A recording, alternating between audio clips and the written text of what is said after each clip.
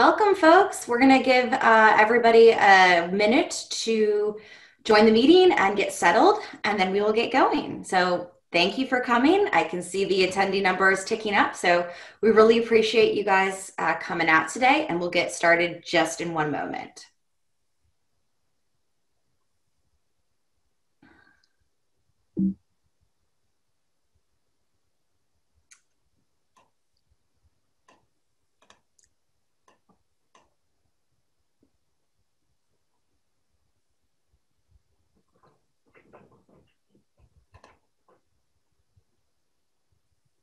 All right, welcome everybody. So you are attending the Addressing Sexual Harassment in Biomedical Science session here at the virtual seminar. My name is Elise Sullivan, and I will be moderating today's session. So as you're getting settled in, I just wanted to note a couple of housekeeping items. At the bottom of your Zoom window, you should see a button that says Q&A. This is where we want you to input questions as they come to you throughout the presentation. So go ahead and put those questions in when they come to you. We are going to hold questions until we go through a few things with the panel.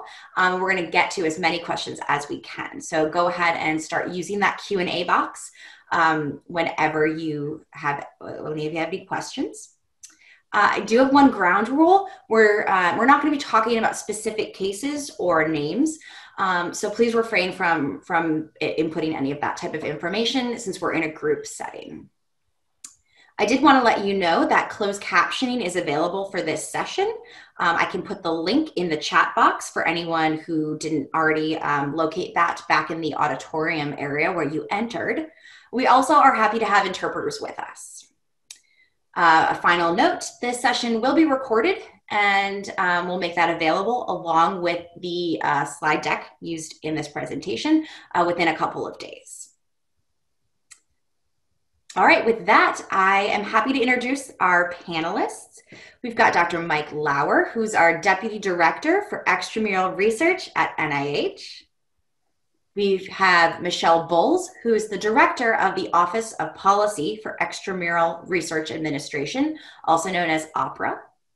And we have Paula Goodwin, who's our Program Administration Officer within the Office of Extramural Research at NIH. So how we think we want to do this today is I have some questions that I would like to ask our panelists to get us started, but then we would really like to start taking questions from you all. So just to set the stage a little bit, we're all probably aware that concerns about sexual harassment have really been getting increasing attention in recent years. And so much so that Francis Collins, who's the director of NIH, along with our own Mike Lauer and other NIH leaders, issued a statement this last February in which they say that we are so sorry that it has taken us so long to acknowledge and address the climate and culture that has caused such harm. Sexual harassment in the sciences is morally indefensible, it's unacceptable, and it presents a major obstacle that is keeping women from achieving their rightful place in science. We are determined to be part of the solution. We can and will take action if there are concerns that sexual harassment is affecting NIH-funded research.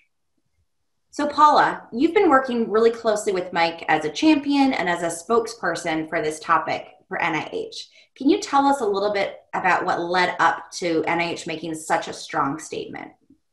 Sure, thanks, Elise. So I'd just like to start off by saying sexual harassment is not a new problem. So many of us have experienced it personally, or we know people who have been the targets of sexual harassment. Sexual harassment in science is particularly detrimental. First, it presents barriers, unacceptable barriers that prevents the targets from fully participating in science and from achieving their greatest potential. It also robs society and the entire scientific enterprise of diverse and critical talent. So anyone can be a target of sexual harassment. But we do know that it is disproportionately encountered by women, and we believe that that may be a reason that women are leaving science. When we look at in academia, about 50% of assistant professors are female. Yet when we look at leadership positions, they're underrepresented. So the extent of the problem with sexual harassment in science among women was documented in a report by the National Academies of Science.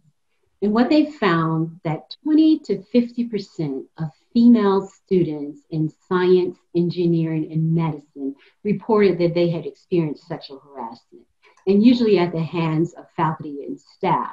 More than 50% of female faculty also said that they too had experienced harassment. We know that harassment is more likely to take place in workplaces where there are more men in leadership positions than women. And that's the case in academia, which is the NIH funds academia. So as the largest funder of biomedical research in the world, NIH bears a great responsibility to take action to put an end to this behavior.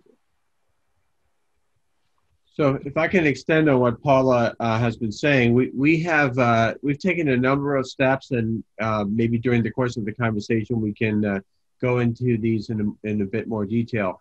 One, of course, is that NIH itself is a large organization. We have 40,000 staff who work at NIH, and so we've developed our own internal processes to deal with harassment within our own shop. We conducted a survey of our staff, which yielded some rather disturbing results, and we're using that to help us. And then, of course, on the extramural side, we have also taken a number of steps. Last year, we convened a working group of the advisory committee to the director. They put out a report last December about changing culture to end sexual harassment. And the whole idea here is that we should stop being part of the problem and become more part of the solution. And so Paula, if I can ask, so what does it really look like for NIH to be part of the solution? Yes, so a few years ago, we established what we call the NIH Grantee Harassment Web Form. So this allows anyone, institutions, targets of sexual harassment, bystanders, to inform NIH of allegations of sexual harassment or any form of harassment that is affecting NIH-funded research. So we were really serious about wanting to hear about sexual harassment. So we set up this as a direct way where, like I said, anyone could inform us, and you could do so anonymously. So over those couple of years since we established the web form, we've received over 200 reports of alleged sexual harassment and other forms of harassment. So as we are made aware of these cases, we've been able to take action in increasing numbers of those cases. So there have been disciplinary actions taken against university faculty by the institutions. They include, some have lost their jobs. Some have been removed as principal investigators of NIH grants. Others have been prevented from taking part in the NIH peer review process. We've also, over the last couple of years, sort of assessed, what we're doing to identify gaps that are present. And we've implemented policies to address those gaps or close those gaps that allow for what we call the passing the harasser phenomena. And that's where scientists who have been found or are guilty of sexual harassment, quietly move from one institution to another. And it's sort of quiet and they're masked and they go on to carry on business as usual. So we've put policies and requirements into place, and we hope that those actions and also what we've done in terms of establishing the web form will help us to bring greater attention to sexual harassment in science. And we hope that these lead to big cultural changes that will have real and far-reaching effects on science. So we're really serious about this. We're not saying it's someone else's problem. We're taking action and we're putting in policies in place to make sure that we can mediate the problem. So Michelle, as head of grants policy for NIH, could you describe these policies and requirements for awardee institutions that NIH has put in place? Yeah, I think as Paula has nicely described, what we've done is we have outlined and reiterated the importance of providing a safe and healthy work environment. That is outlined in our public policy requirement. It takes the full force and effect of law, and it also is attached to the NIH appropriation funding. So when an institution does not comply with those required public policies, we ask for explanations for that. And so Paula nicely outlined how we have our email and our web form and anonymous areas where we can obtain this kind of information. But more importantly, we specifically require our institutions, not expect, but require our institutions to develop and implement policies that foster a harassment-free workplace. We also want them to maintain clear and unambiguous professional codes of conduct so that the employees feel very safe and protected while they are performing and working on NIH-funded research.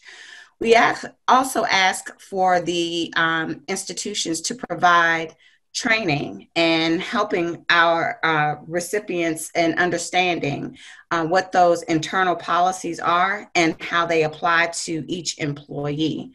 Additionally, what we've also asked in our new policies, as Paula and Mike alluded to, the changes, it's not really a change, but more of a clarification and an expectation that when a recipient is restricting access to a campus or lab space, or when they're restricting the ability for researchers to interact with students or other employees, or when an institutional official places an employee on administrative leave where they cannot perform their duties, that's a change in key personnel, and NIH needs to be notified. We need to be notified of the changes that impact our funding. We also issued additional clarification to make sure that as recipients are changing institutions or changing principal investigators or researchers, if those changes are a direct result of harassment or bullying, we want to know about that, and we want for the institutions to tell us that if in fact, when these changes are made, if they are concerns related to bullying and harassment, they are to alert us to this information. And then we use that information to make very important decisions about funding and about whether or not we as an NIH agree that the changes of institutions and change of key personnel is appropriate.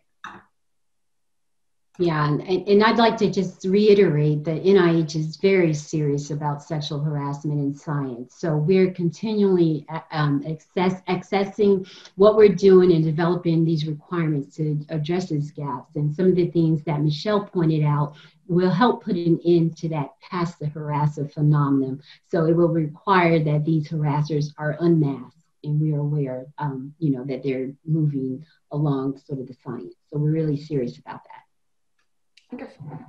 I think it would be useful to talk about how NIH handles the allegations that it receives. And so I think we do have some visuals. Can we actually get the slides to move? Perfect. So I think for NIH, we have OER receives the allegations centrally via the harassment mailbox and web form here. And institutions are encouraged to use the mailbox to contact OER with the questions or concerns that arise from harassment at your institution. And then, of course, again, reiterating the fact that we want to provide an opportunity for employees to have a very safe and healthy work environment, and that's the institution's responsibility. So here under the how NIH handles allegations, we have a list here.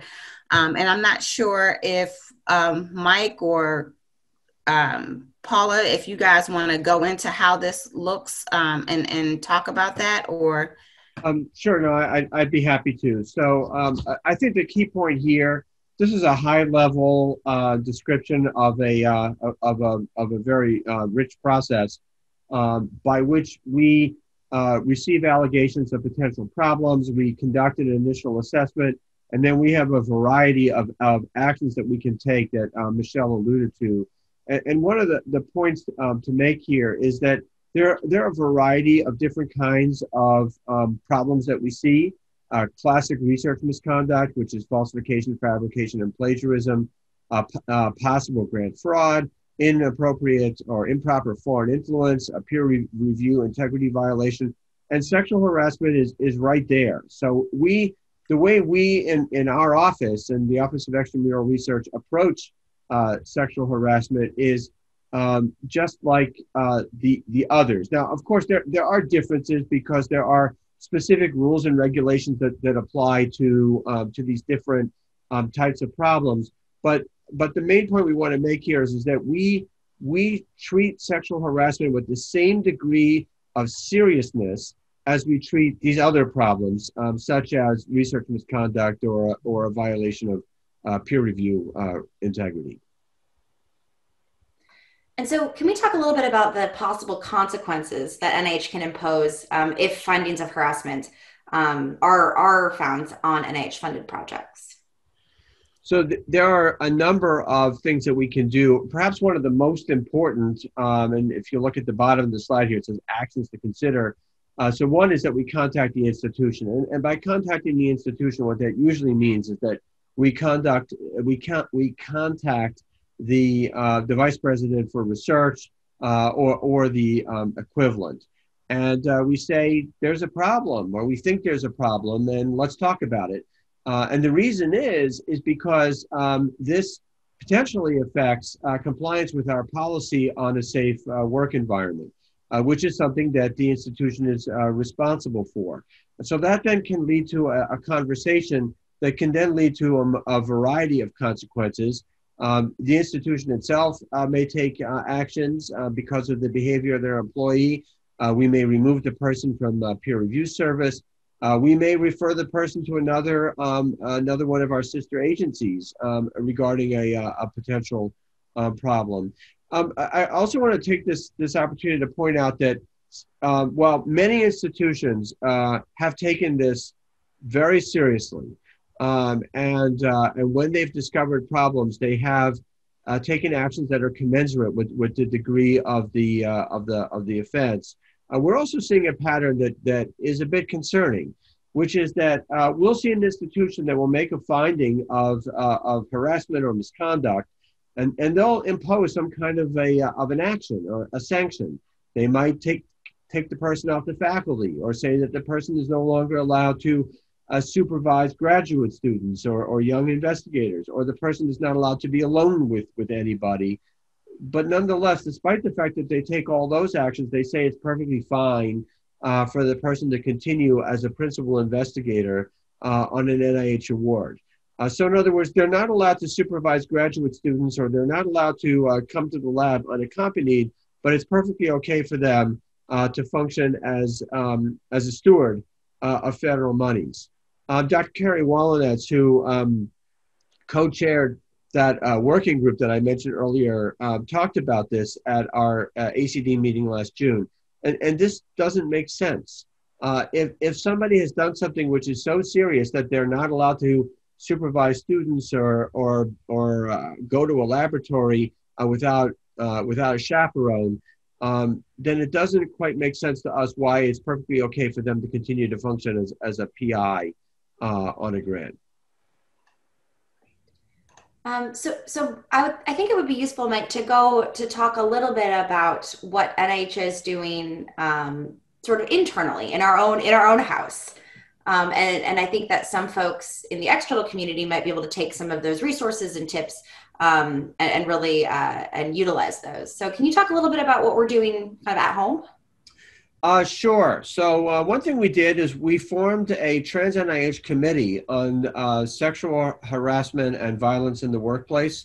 I'm actually a member of this committee, and we developed a variety of policies which are now in place. So we have a policy for personal relationships in the workplace.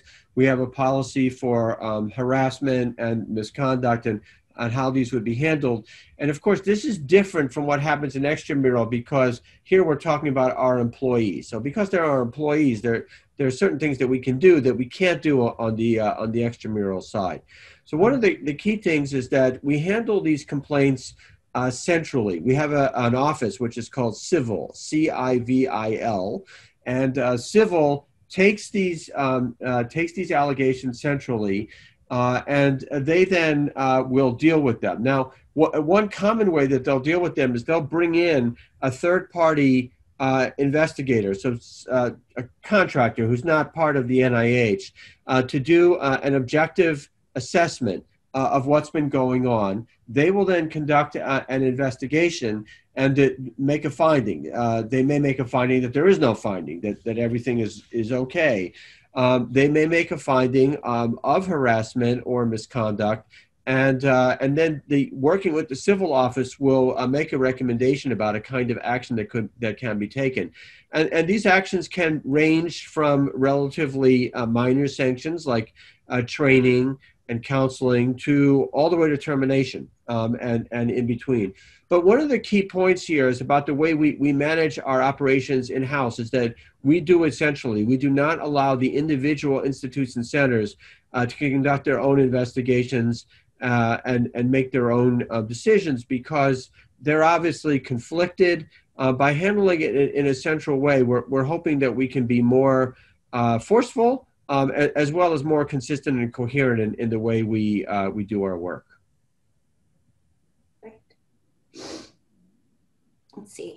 Do you want to talk a little bit about the survey tool that we recently made public and released the results? Because I think that might be really useful for folks. Yeah, thanks, Elise. So we did conduct a survey of our staff. We did this last year, and we strongly encourage staff to fill it out. What we found was that 1 in 5, or it was more than 1 in 5 actually, I think it was more like 27% of people said that they had experienced harassment within the past 12 months. The questions that we asked was, have you experienced gender harassment, sexual harassment, sexual coercion, sometime within the unwanted sexual attention, sometime within the past 12 months. And yeah, overall, it was 1 in 5 said yes. It's quite alarming. Not surprisingly, more commonly among women than men, more common among trainees. So people who would be more likely to be lower in the hierarchy and therefore in a more vulnerable position. Unfortunately, these findings, while they were quite concerning, are also consistent with what has been observed elsewhere. Paula had mentioned that various other studies had found that between 20 and 50% of women have experienced sexual harassment either at some point in their careers or within, let's say, the past year or two. So we're not immune to this. We've got this problem as well.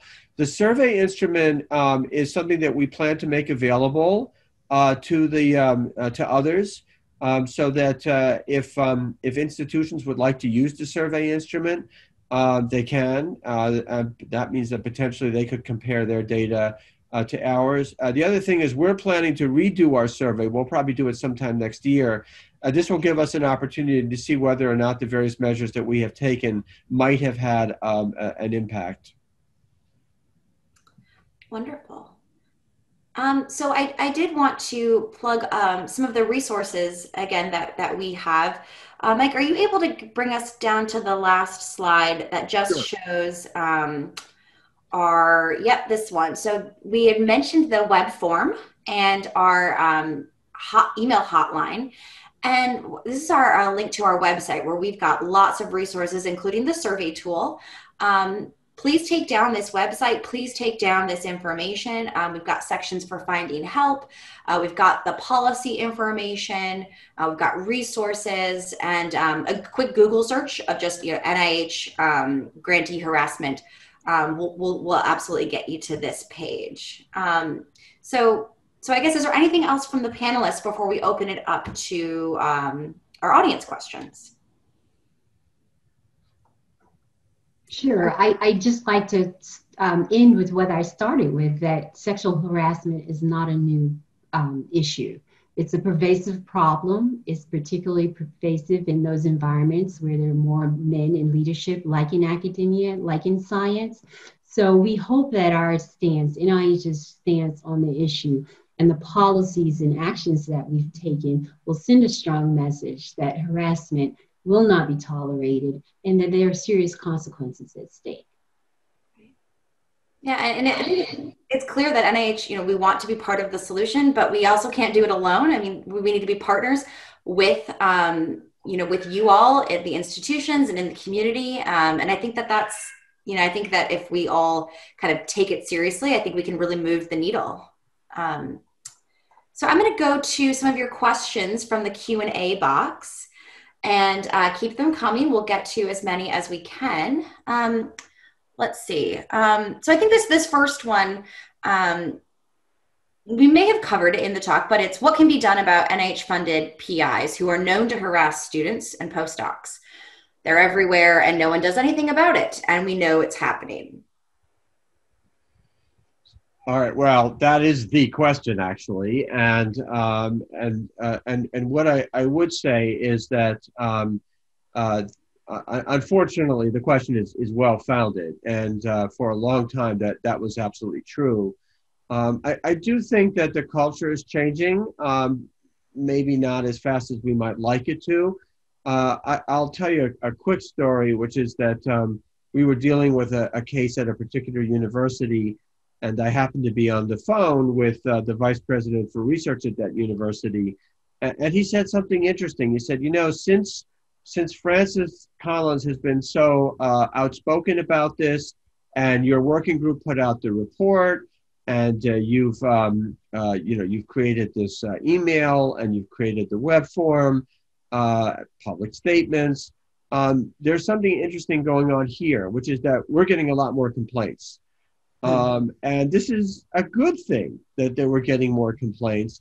And we think the reason why we're getting more complaints is because there is a sense that they're not being ignored anymore, that the agency and the institutions are trying to pay attention to them. Now, I'm going to also say we're not there yet. There's a lot of work that still needs to be done. But I do think that well, at least as you said, we are starting to move the needle. Mm-hmm. There's a few questions about exactly how and when to inform NIH. So should a researcher directly get in touch with NIH if their own institution is actually not doing anything about the case? Paula, you want to do that one? Yeah, sure. Like I said before, our web form, the NIH Grantee Harassment web form, anyone can report there. So it's not just the institutions. If you're the target of the harassment, if you're a bystander, you can report directly to NIH. So we do our due diligence in following up with the institution. So it helps that there is a report with the institution that they can actually reference, but we encourage, everyone that you have a direct line either through the email or through the web form to report to us. You don't have to wait until your university acts. You can tell us directly. Great. Let's see. There's a couple questions about actually defining sexual harassment. So, are we talking about sex-based discrimination? I guess what's within the scope, I guess, that NIH would want to be reported? Michelle, you want to do that one? So I thought you were going to kick that one to Paul. So we do have, and the resources that Elise showed at the end, the website, we do have sort of the formal definitions of sexual harassment. But our web form, we also take anything that happens, that's going to have a negative impact on NIH-funded research and ensuring a safe environment. So we have allegations about gender discrimination, bullying, harassment. So in all forms, sexual harassment, it seems to be the major one that we receive reports on. But we're interested in any actions that happen that's going to have an impact and prevent, again, someone from fully participating in NIH-funded research and in science. So I would encourage you to visit that website to find out the official definitions of sexual harassment. But anything that would cause an unsafe environment, we want to hear about. And it looks like we have a few comments letting us know that maybe some more clarification on our website could be helpful if we're asking, to report all kinds of unsafe work environments that are not just sexual harassment. And I think that is sort of the scope. It's really under this unsafe work environment. So I think those comments are good feedback for us, so we can take those into account with our website. Yeah. Let's see.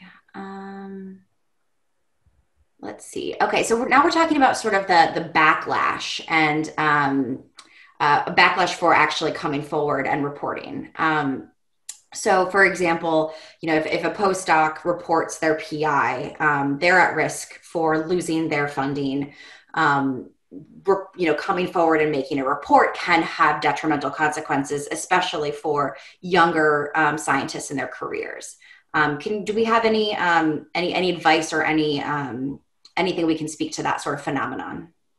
So we do remind, sometimes when we contact institutions and we are very aware about the fear, very real fear that their complainants might have, we will remind institutional leaders that retaliation is not a good thing.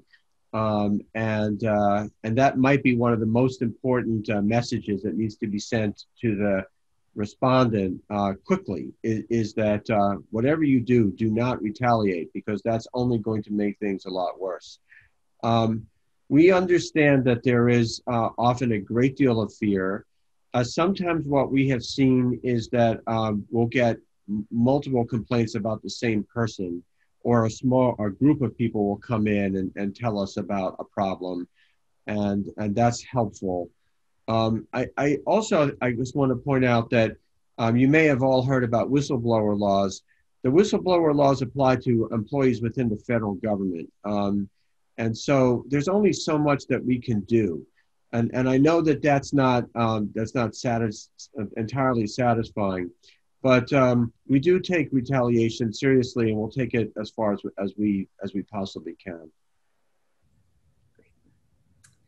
So we've got a question. So if we disclose harassment by someone who's a key personnel on an awarded grant, I guess we're talking about the time frame of when NIH will reach out to talk about sort of actions there. Do we have what is the turnaround time, and what's our NIH process for when we receive notification about some of our key personnel? So for NIH, the response time, the requirement we have in place is that we need to respond as soon as possible, but the policy statement says that we have up to 30 days to respond to any kind of inquiry. But what we also try to do is have internal discussions, very thoughtful internal discussions, to determine next steps, best next possible steps, interacting with the IC and determining whether or not this is the first offense, second offense, however that looks. And then once we have a understanding, we will reach out. Typically, Mike will reach out and talk to the officials at the institution to engage in some discussion, always trying to protect the anonymity of the of the individuals. So we're not giving detailed information, but reaching out and trying to determine what the next steps are or should be as the information unfolds. But we do try to get back to our, direct the inquiry and make sure that we talk to our recipients as soon as possible and well within the 30-day requirement for responding to inquiries. So Paula, I think you mentioned this a little bit, but what are the types of outcomes? I guess, not speaking about cases individually, but what are some of the actions that NIH has taken or institutions have taken based on being reported to NIH? Yeah, and I think Michelle probably could speak to that more from the grants policy side and what actions that NIH has taken. So, Michelle?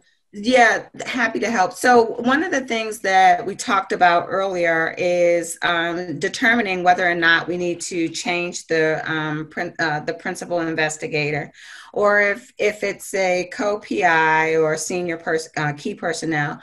Those are well within our rights to do. We talked a lot about the fact that if there's a scenario where the individual is not allowed to carry out their official duties, be in the lab, or even be allowed on campus, those are things where we say, okay, there's this time frame by which 90 days, there's a replacement PI that needs to kick in. But more importantly, depending on how the case comes in and what we have determined and consulted with one another internally, there may be a need for a replacement PI to happen. So we do contact the institutions and state that there really does need to be a replacement PI. And then the other more egregious type cases is where there's a change of institution.